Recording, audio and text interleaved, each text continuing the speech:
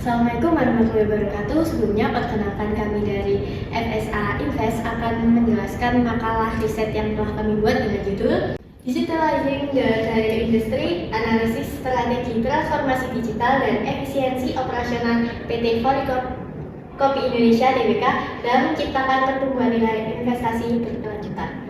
Untuk latar belakangnya di sini kami terdapat kondisi yang dimana ideal bagi industri F&B di era ekonomi digital itu terciptanya ekosistem bisnis yang mampu mengintegritaskan efisiensi operasional berbasis teknologi dengan komitmen berkelanjutan guna menciptakan nilai jangka panjang bagi pemangku kepentingan. Nah, untuk yang pertama di sini terdapat ringkasan investasi atau investment summary, di mana kami memandang PT Fore sendiri sebagai pemimpin dalam segmen kopi berantai yang sedang melakukan pembalikan kinerja, di mana terdapat 3 pilar utama, yaitu pertumbuhan struktural yang masif. Lalu pilar yang kedua terdapat pemulihan profitabilitas.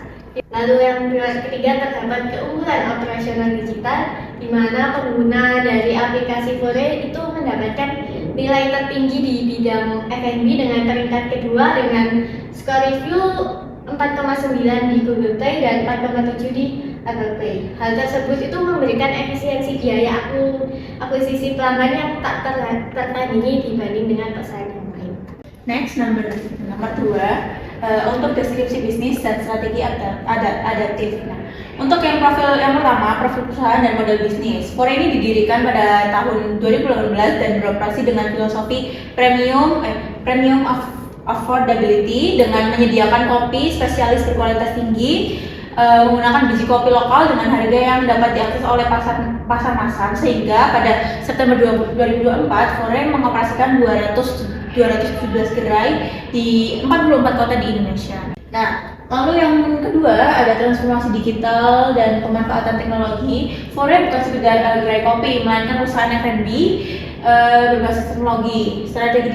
Strategi digital yang dilakukan oleh Fore diantaranya yang pertama yaitu ekosistem aplikasi dengan lebih dari 1 juta unduhan.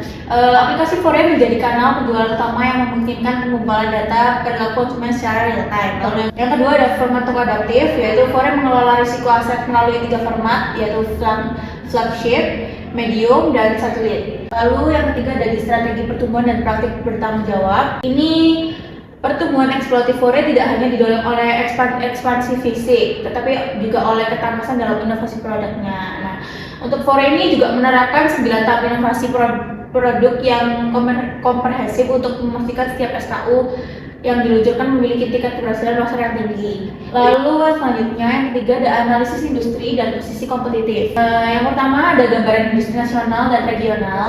Ini berdasarkan data Bursa Efek Indonesia menyatakan level nasional pasar kopi food service di Indonesia diproyeksikan tumbuh sebesar 11% hingga 2030. Nah, segmen kopi telah meningkatkan pasarnya dari 9% menjadi 32% di 2018 sampai 2024. Oke, lalu ada dampak pasarnya sendiri nih. Variasi produk yang tertinggi di 68 SKU memungkinkan Fore untuk mempertahankan konsumen tetap yang menginginkan inovasi rasa, terbukti dari performa yang kuat dengan pertumbuhan pendapatan di 47% pada semester pertama 2025-nya. Baik, selanjutnya kita akan membahas tentang analisis keuangan dan evaluasi.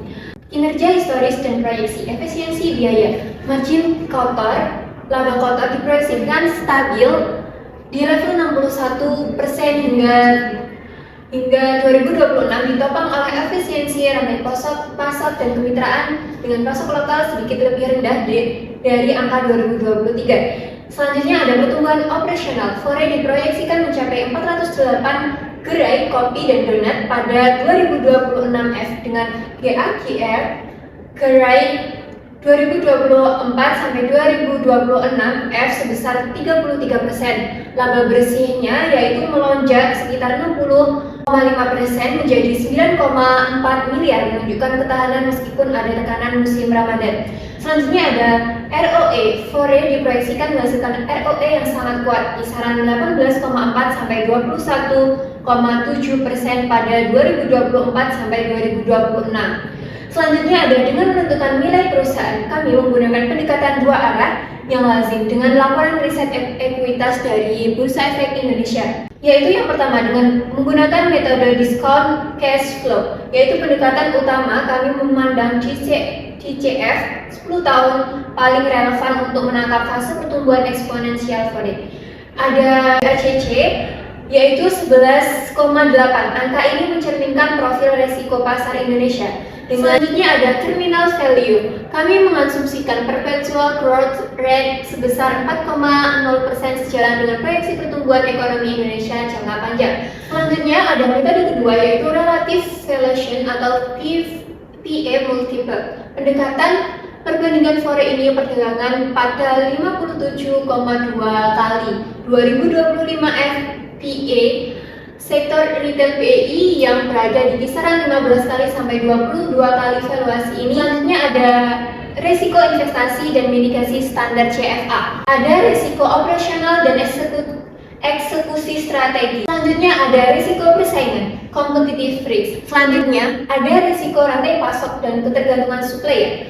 Forex memiliki ketergantungan pada pasok tunggal untuk bahan baku tertentu. Selanjutnya ada risiko perubahan tren konsumen. Sektor F&B sangat dipengaruhi oleh perubahan selera konsumen yang sangat cepat. Selanjutnya ada risiko regulasi dan kepatuhan. Selanjutnya ada analisis lingkungan sosial dan tata kelola ESG analisis. Ada pun aspek-aspeknya yaitu aspek lingkungan, environmental, inovasi produk yang ramah lingkungan. Forex aktif dalam kampanye pengurangan limbah plastik dan efisiensi format garansi. Selanjutnya ada aspek sosial, pengembangan SDM.